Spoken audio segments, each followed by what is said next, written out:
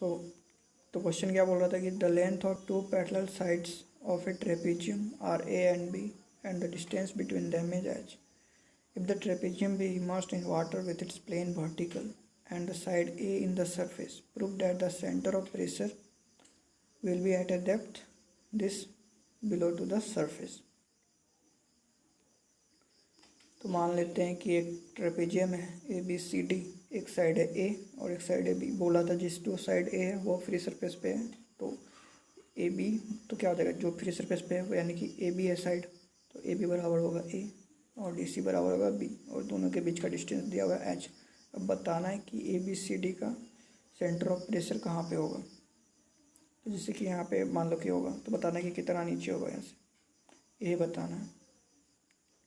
तो हम लोग क्या करते हैं कि इसको हम लोग दो पार्ट में डिवाइड कर देते हैं, एक ये ट्रायंगल और एक ये ट्रायंगल. तो क्या होता है कि जैसे कि अगर कोई जैसे कि ये लिक्विड है, इसमें अगर किसी ट्रायंगल को डालते हैं तो ट्रायंगल के लिए फार्मूला होता है कि डेप्थ के टर्म में फार्मूला होता है इसका सेंटर ऑफ प्रेशर निकालने का, तो उसी का हम लोग इसमें यूज करेंगे.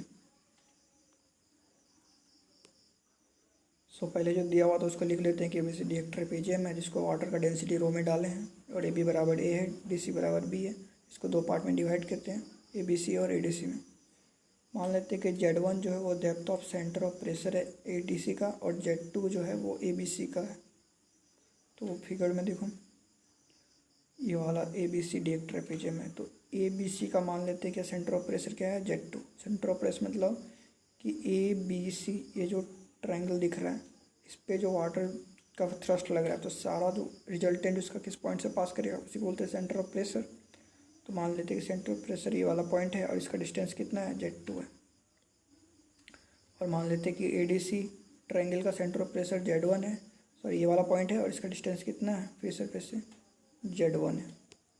तो मान लेते हैं उसी को लिख देना है. फिर Z1 जो है depth of centre of pressure from free surface, pressure of the triangle A D C from free surface, और Z2 क्या है depth of centre of pressure of A B C from free surface. और मान लेते हैं कि जैसे कि ये पूरा जो ट्रेपेजियम है, इस ट्रेपेजियम का सेंटर ऑफ प्रेशर होगा, तो मान लेते हैं कि सेंटर ऑफ प्रेशर ट्रेपेजियम का ये वाला पॉइंट है, तो इसका डिस्टेंस मान लेते हैं कितना है वो Z है. मान लेते हैं कि ये जो सेंटर ऑफ प्रेशर है, ये जो सेंटर ऑफ प्रेशर है इसका डिस्टेंस यहाँ से मान लेते हैं कितना है Z है. तो ए बी सी डी के लिए सेंटर ऑफ प्रेशर का डेप्थ कितना हो गया Z, ये माने हम लोग. Let Z be the depth of centre of pressure of the trapezium. देखो एक फार्मूला होता है कि जैसे कि ये ट्रायंगुलर लेमिना है, तो ये जो ट्रायंगुलर लेमिना दिख रहा है ये वाला, इसको हम लोग पानी में डालें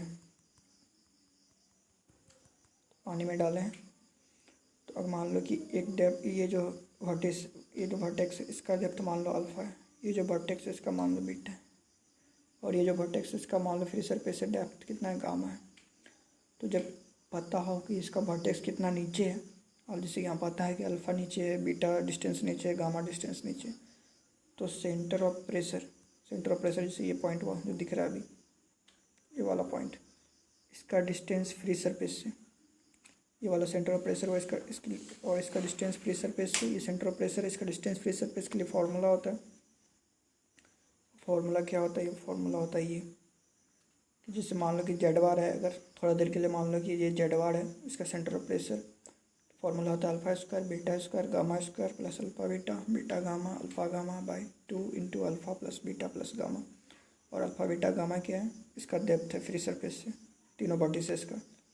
तो डिस्टेंस का क्या करेंगे, तीनों का डिस्टेंस का स्क्वायर करेंगे, फिर पेयर में करेंगे और बाय तीनों को जोड़ देंगे.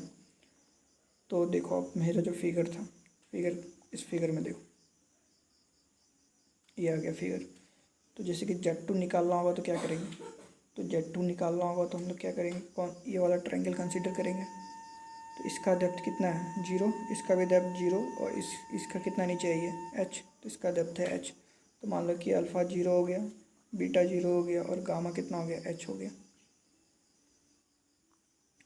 उसी तरह से इस वाले ट्रायंगल के लिए एक वर्टिसेस का डेप्थ कितना हो गया 0 और इसका H, ये H नीचे है, ये भी H नीचे है. तो अल्फ़ा इसके लिए हो गया 0, बीटा हो गया H और गामा भी हो गया h। तो Z1 और Z2 का वैल्यू निकालेंगे अब। तो देखो वैल्यू पुट कर दूँ तो Z1 जिस ADC का था उसका क्या था, एक 0 था 2 h था, पुट कर देंगे तो Z1 निकल गया 3h/4। Z2 के लिए 2 वर्टिसेस क्या फ्री सरफेस था यानी कि डिस्टेंस 0, एक h तो पुट कर देंगे तो निकल गया कितना h/2, एक 3h/4। तो देखो ये फ्री सरफेस है, ये Z2 है, ये Z1 है। तो मान लेते हैं कि इस ट्रायंगल पे जितना थ्रस्ट लग रहा है, इस ट्रायंगल पे जितना भी थ्रस्ट लग रहा है, ये इस ट्रायंगल पे उस हर पॉइंट पे थ्रस्ट लग रहा है, हर पॉइंट पे थ्रस्ट लग रहा है। तो सारे का मान लेते हैं कि रिजल्टेंट कितना है, उसका रिजल्टेंट है T1। उसी तरह से कि ये जो ट्रायंगल है, इस ट्रायंगल पे भी हर पॉइंट पे सारे पॉइंट पे लग रहा है इसका थ्रस्ट, मान लेते हैं कि उसका रिजल्टेंट कितना है T2 है। अब ये वाला T1 किससे पास करेगा, Z1 से, और T2 किससे पास करेगा, Z2 से। तो देखो अब let T1 and T2 be the thrust on the triangle ADC and ABC। T1 क्या है, रिजल्टेंट थ्रस्ट है ADC पे, so it will pass through G1, centre of pressure से पास करता है रिजल्टेंट थ्रस्ट, तो Z1 से पास करेगा। और T2 क्या है, रिजल्टेंट थ्रस्ट ABC का है, तो ये भी पास करेगा कैसे, Z2 से, सेंटर ऑफ प्रेशर से पास करते हैं। तो अब देखो अब T1 बराबर होगा कितना, तो थ्रस्ट बराबर कितना होता है, area into pressure at it CG। तो एरिया ट्रायंगल का, इस ट्रायंगल का एरिया कितना होगा, तो half into base into height, और इस दोनों के बीच का हाइट कितना है h, तो हाफ BH हो जाएगा। तो हाफ बी एच और प्रेशर एट CG, तो रो जी होता है, प्रेशर का फॉर्मूला क्या होता है, रो जी एच। और इस ट्रायंगल का CG कितना नीचे होगा, तो डेप्थ ऑफ CG निकालने का फॉर्मूला होता है कितना, तीनों वर्टिसेस को जोड़ो, डेप्थ को जोड़ो और 3 से डिवाइड कर दो। तो इस ट्रायंगल में ये h और ये 0 डिस्टेंस पे है फ्री सरफेस से, h और ये 0, तो 0 + h/3 कर देंगे तो इसका CG कहीं पे होगा, इसका CG कहीं पे होगा। तो मान लो कि वो वाला पॉइंट क्या होगा, मान लो कि इसका वो CG है यहाँ पे, तो 0 + h/3 करेंगे तो ये वाला डिस्टेंस निकल जाएगा कि वो कितना नीचे होगा।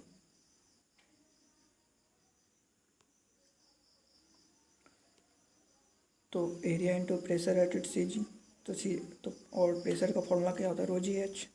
तो CG कितना नीचे है, CG पे निकालना है तो CG कितना नीचे वो पता होना चाहिए। तो CG का कितना नीचे हो कैसे निकालेंगे, तीनों का हाइट, तीनों का डेप्थ को जोड़ो, तीनों वर्टिसेस का, उसको 3 से डिवाइड कर दो। तो हाफ BH इंटू रो जी इंटू इसको जोड़ो तो 2h/3, कैलकुलेट करके आ गया रो जी BH²/3। उसी तरीके से T2 बराबर क्या होगा, area into pressure at it CG। तो एरिया, अब उस ट्रायंगल का एरिया देखो, इस ट्रायंगल का एरिया ये वाला base, half into base into height, तो हाफ इंटू A, और इसके बीच का डिस्टेंस कितना है, ये वाला h, ये हो गया बेस A, ये हो गया h। तो half into A into h होता है फॉर्मूला। तो एरिया निकल गया half into A into h, और प्रेशर एट इट CG, तो CG कितना नीचे होगा पता होना चाहिए, कि फॉर्मूला होता है रो जी एच, एच मतलब उसका CG कितना नीचे होगा यहाँ पे। तो CG का डेप्थ पता करने के लिए क्या करेंगे, तीनों वर्टिसेस का डेप्थ को जोड़ेंगे और 3 से डिवाइड कर देंगे। तो देखो वो वाला ट्रायंगल का क्या था, दो वर्टिस तो क्या था, सरफेस पे था, तो उस 0 हो गया उसका डेप्थ, और तीसरा वाला h पे था, तो 0 0 h/3। तो आ गया T2 का वैल्यू इतना। अब वेरिगनेस थ्योरम देखो क्या बोलता है, वेरिगनेस थ्योरम क्या बोलता है कि moment of the resultant force या thrust about an axis will be equal to the sum of moments of all the components और एलिमेंट्री थ्रस्ट। कहने का मतलब क्या है कि जैसे कि मेरा ये वाला ट्रेपेजियम था, तो इस पे रिजल्टेंट थ्रस्ट लग रहा है, उसको हम लोग क्या किए, तो 2 पार्ट में डिवाइड किए थे, एक T1 और T2। तो अगर एक थ्रस्ट T1 है T2 है तो इसका रिजल्टेंट कितना होगा, दोनों को जोड़ दो भाई, T1 + T2 हो जाएगा। अब देखो तो T1 लग रहा है यहाँ पे, और ये फ्री सरफेस है, तो और यहाँ पे लग रहा है T1।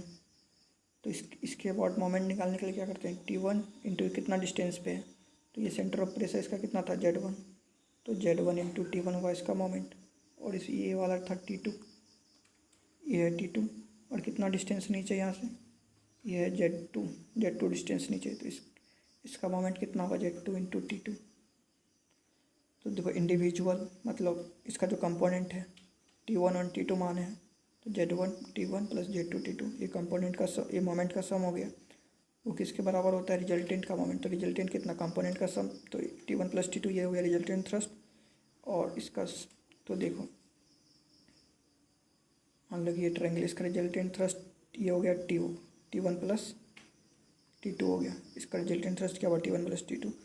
और ये हो गया उसका सेंटर ऑफ प्रेशर का डेप्थ। ये एक्ट कहाँ करता है? सेंटर ऑफ प्रेशर पे एक्ट करता है। तो सेंटर ऑफ प्रेशर का डेप्थ यहाँ से इतना दूर, उसको हम लोग क्या माने थे? Z माने थे। तो इसका डिस्टेंस कितना हुआ? Z गुना जितना थ्रस्ट लग रहा है Z into T1 plus T2। तो यहाँ से देखो Z का वैल्यू कितना आ जाएगा, इसको डिवाइड कर दो नीचे। T1 भी पता है, T2 भी पता है, Z1 भी पता है, Z2 भी पता है, सब कुछ पता है यार। इसमें वैल्यू पुट कर दो। जब सब कुछ पता है, वैल्यू पुट करेंगे तो Z का मान निकल जाएगा। तो देखो Z का वैल्यू आ गया इतना। कैसे किया यहाँ पे दिख रहा है, पॉज करके आप देख सकते हैं।